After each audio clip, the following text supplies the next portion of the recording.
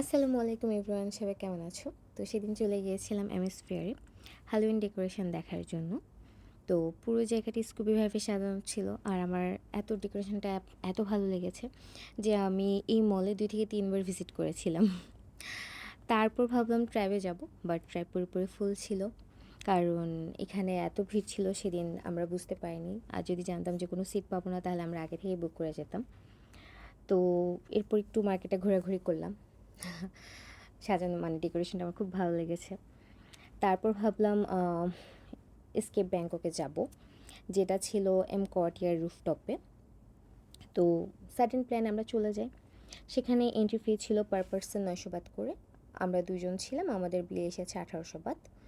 তারপর সেখানে আমরা কিছু খাবার অর্ডার করি, স্প্রিং রোল, তারপর হচ্ছে ড্রাই বিফ, আর হচ্ছে কোকোনাট।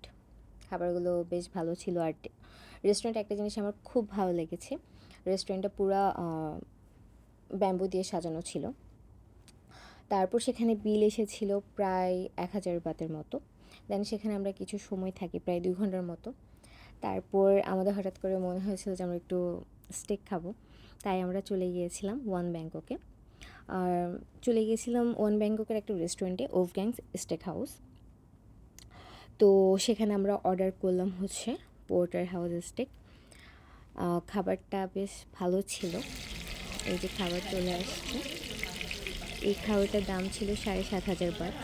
অনেকটা জুসি ছিল, আমার অনেক ভালো লেগেছে। তারপর খাওয়া দাওয়া শেষে আমরা চলে গিয়েছিলাম খাওসান রোডে। তো এখানে তো অলওয়েজ আসলে ক্রেজি ভাইব থাকে, অনেক অনেক বেশি ভিড় ছিল সেদিন, তাই খুব একটা ভিতরে যাওয়া হয়নি। আর সবাই খুব সুন্দর করে হ্যালোইন থিমে সাজানো মানে সাজিয়েছিল নিজেদেরকে। ভীষণ ভালো লেগেছে আমার দেখতে। আর স্ট্রিট ভাইব খুব এনজয় করেছি। তো অনেক রাত হয়ে যাওয়াতে আমরা খুব একটা বেশিক্ষণ ছিলাম না। তারপর প্রায় রাতে তখন অলরেডি 12:30-1টা। দেন আমরা বাসায় চলে আসি। Thank you for watching, bye by.